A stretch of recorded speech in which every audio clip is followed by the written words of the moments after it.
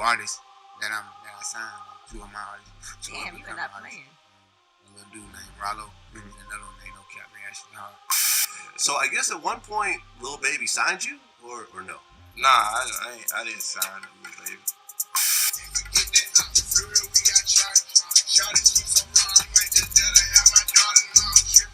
Cap go like Cap silent, Cap real, you know.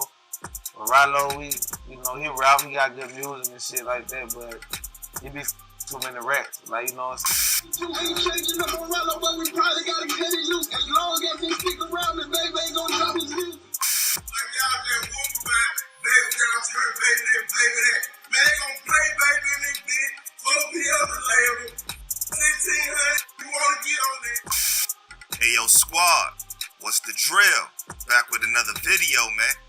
You know hood dudes and fame seem to be a bad combination because once success comes into play, for some reason, the bonds just fall apart.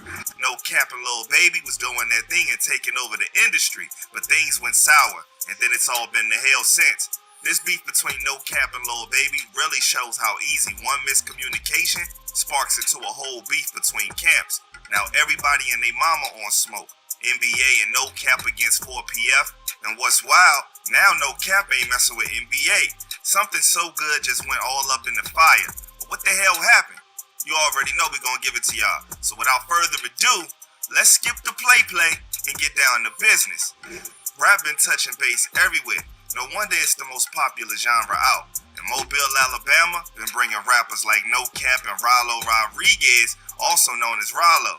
Both been locked up since even high school days, hitting the studio together working on their music and coming up. I had a studio in my apartment, and I think Cap was still in high school. I think he was probably 16 years old when I first seen him. And he came with Rollo, and I already been working with Rollo for a minute. But when I seen Cap, I was like, bro, kind of like really got that drive. He got like... They moved like brothers, putting in the work in the streets and on beats, climbing the ladder to success. But soon, all of that was about to change when Lil Baby came into the picture. Baby was building his buzz too in Atlanta, and a dude named Mike, who was cool with Rollo, brought him to the studio to get the feature from Lil Baby for 1K.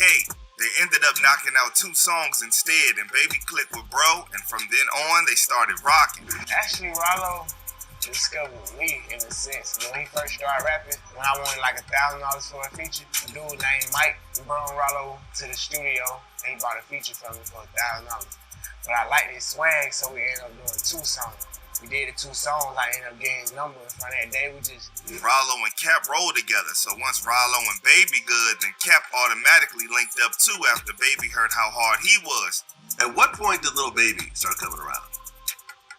He was already my partner Rollo, and they was kicking it for a minute, and Baby just he had heard one of my songs. He had wrote me like let me get on. So I sent him the song. The 3 of them was on the rise, and they was looking like the big 3. Looking like the big 3. Chip after chip after chip. Big 3 with LeBron, D. Wade, and Bosh. Lil Baby career started taking off, so he kept it 100 like he said he would and started pushing Rollo and Cap too. They started working on music together, but it would never see the light of day.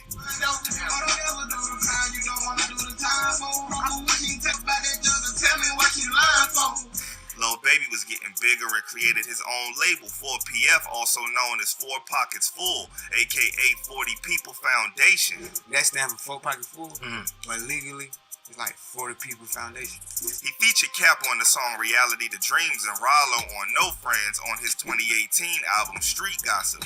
Around that time the song was put together, Cap ended up behind bars, so it was a good look keeping his name buzzing while locked. We had the song, and then while I'm in jail, my brother ended up calling me like, Baby had got my song for you, or whatever, he was playing it on his live.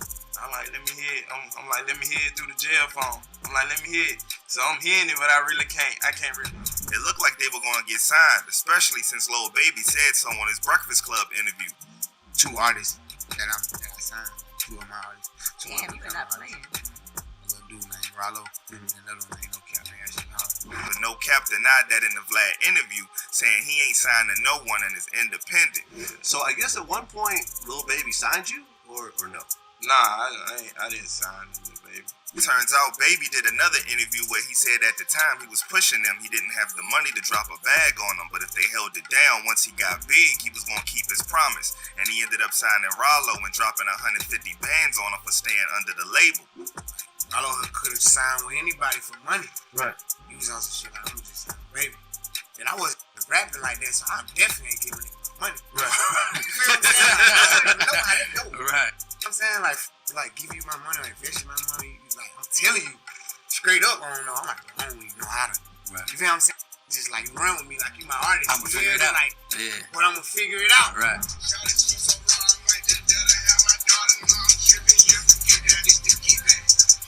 I guess No Cap just wasn't up for taking that chance on one of his racks for sure.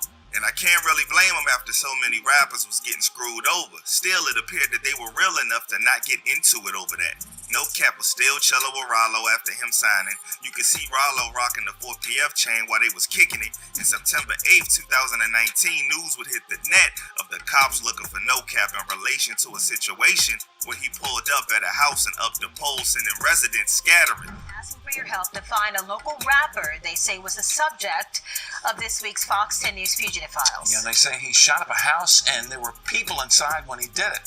Our Steve Alexander standing by live in the newsroom with more on the shooting and the rapper No Cap. Hi, Steve. And police say they are still looking for Kobe Crawford, and he is the man known as No Cap. No Cap's sister had an altercation with somebody and phoned for Cap to pull up with the Toolie Tubes. Cap spun the block, hopping out the whip with the strap and trying to catch somebody lacking. Mr. Crawford then fired shots into the house, and then he fled with his sister. No Cap turned himself in after dropping off the track first day in. He was taken in and charged along with his sister with discharging into an occupied building and reckless endangerment. Police also say they have arrested Kobe Crawford's sister, who they say drove away from the scene with him. Brianna Crawford is charged with shooting into an occupied dwelling. This is where the riff really hyped up between No Cap and Lil Baby. Word on the street is Cap was trying to reach out to Lil Baby to squash things, but Baby was ignoring his calls. This only pushed No Cap closer to a team that he was also cool with, NBA Youngboy and them, eventually signing to the label in 2019. This became even more public when YB dropped off the track Outta Here Safe, featuring No Cap and Quando Rondo while he was locked up. Things were about to get a whole lot more heated between No Cap and Lil Baby. He was released from jail in November 2019, but he was picked back up in December. It seemed like Cap couldn't catch a break. He was back out, but reports would hit the net saying he violated his probation and he was again about to be behind bars. No Cap confirmed the situation, posting to fans that he had 30 days to turn himself in, and he did. He would spend 7 months behind bars before being released in July 2021. He was right back into the funk. By this time, his ties with Lil Baby had been severed, but it wasn't known to the public. That's until an account online posted a Lil Baby family tree with No Cap underneath one of the branches. No Cap reposted the pic with a huge X over the tree with the caption, "Ain't no tree." And from there, it was up. A 4PF affiliate named Cold Hearted Savage hopped in right quick, clowning Cap, and had backing from other 4PF affiliates in the comments. The online shenanigans saw its moment to shine, and dudes got to it and got back at it online, going back and forth. 4PF wanting to smash No Cap, and No Cap calling 4PF kitties and promising to catch him first. Cold Hearted Savage ain't like that and went on to make posts banning No Cap from coming to the A with the caption, "He can't come back to Atlanta, he on punishment. We'll take a ninja jury on some funny-ish." Who told bro to say that though? That this summoned up the beef god, YB, to the chat. No Cap said F him. YB manager said anybody that get out of line, they gonna take care of business, and YB came through sliding saying F them all. Things went from 0 to 100 real quick. Rollo over there now like, No. No. cause bro ain't trying to beef with his day one, so he cleared the air one time posting that it ain't no beef, but still showed respect to 4PF. A smooth move. No Cap and him really bros for real because Cap responded showing love to Rollo same way, but still let it be known that for anybody else that was around him, it smoked like a chimney. Outside of them, things escalated between other members of their camps. Dudes from No Cap's camp shut Baby music down in the club they went to. Now the response from Baby's team hurt No Cap hard because it was his own homie that was now 4PF that came and was dissing his camp. The dude was Project Baby Juicehead. I don't know where these names be coming from, bro. He not only stood on 4PF, but disrespected No Cap entire block 1600. 4PF label. 1600 if you want to get on there. No Cap been standing solid no matter what, saying he NBA 1600. On an unreleased track named I Hope You Agree, No Cap raps about how he felt when he seen Juice switch sides. Juice was tight with both Cap and Rollo. They've been in pics and vids together going way back. Lil Baby would comment in support of Juice vid dissing Cap and them, and No Cap commented saying, "What type of snake shit is this?" Side note, Trench Facts, I found some exclusive details on Juice, so here you go. Remember the gruesome murking of Alabama rapper Honeycomb Brazy grandparents? Juice was one of them that was arrested for the hit. Well, he was also one of the day one homies with Honeycomb Brazy, and his conscience was eating him alive for what he did, and Mrs. Brazy apologizing, and they trying to say he didn't know that they was on that type of time and they used him. Honeycomb Brazy posted the message online saying that he ain't trying to hear it. What's worse is Brazy's same grandmoms used to feed Juice too, and that's grimy. So it seemed like Juice is a backdoor demon for the money and fame. No Cap homie 1600 Lil Joe did an interview speaking on Juice, and you could hear the disappointment in his voice because they was all boys for real. I ain't gonna lie, bro. I just wanna go like, man, Juice, like, I had love Juice, feel me? You know what I'm saying? Like, bro, really ain't mean, like, he ain't really mean to do that shit, you feel me? Like, here's another Trench Fact. Lil Joe got poked up in jail, and Honeycomb and No Cap fell out over it because Cap thought that Brazy was the one that had put the hit out. I fuck with Cal, but you know, it's a little incident happened, you know, his people, I got knocked out in the county jail, you know, and they saying I sent the hit at him, you know, but I don't know how he feeling for real, but I fuck with Cal though, like. Lil Joe got poked up 9 to 10 times, nearly losing his eye and his life. I got stabbed on the back, I got stabbed like 2 times back up, like 3 times, 4 times little pill. My eye, my thigh, got stabbed like 9 times. They were trying to take me out their whole day. Like, No Cap and Rollo been tight with Lil Joe, and it seems like he a banger for real. They mention bro's antics in a lot of their tracks. How the fuck Lil Joe be shooting with no rail? When nigga Lil Joe do, he getting rich in the jump. The beef was getting farther out of hand because it was so messed up that No Cap and Rollo was not able to put out music together. Responded to a fan, No Cap said that they ain't dropped music because Lil Baby won't clear the songs with Rollo. You could tell him and Rollo ain't like having to be so distant. Rollo dropped the track Letter to Cap speaking on missing his dog and reminiscing on their come up. Like, can I tell you that I lay 1600 times? I miss you and I know you missing me, Cap. Man, I miss my dog. In nightclub popping, midnight we were blowing strips, midnight we were hustling. By this time, too many people was back in the beef. Diss tracks was flying left and right, every which way. Baby and 4PF remixed the Dreams to Reality track Baby and Cap did as a diss. From there, Baby kept coming with more and more disses. He running shit. He can't go to the A, he don't punish me. Catch that boy out of place, gon' punish him. Take his chain and his walk on some funny shit. No Cap ain't no sucker and came at Baby neck with his own disses using Baby's own words against him. NBA was backing Cap 100%. YB came at Baby and them neck on his song I Hate Young Boy. Quando Rondo got on Clubhouse ready for smoke with 4PF affiliates like Dirty Tay. It was smoke upon smoke upon smoke. Things went nuclear silent for a while with the beef, but Cap made it known he was still on demon time when he slid and Lil Baby beat MJ to shave it. Oh yeah, man. He want all the smoke. You can't do that. He knew what he was doing, but you can't do that. Man, Lil Baby not letting that slide. Not at all. Not at all. Dudes really want smoke. Comments with the googly eyes after she announced she's single. But the reason for that silence from YB and them in the beef soon became known. Plot twist, they too was beefing with No Cap.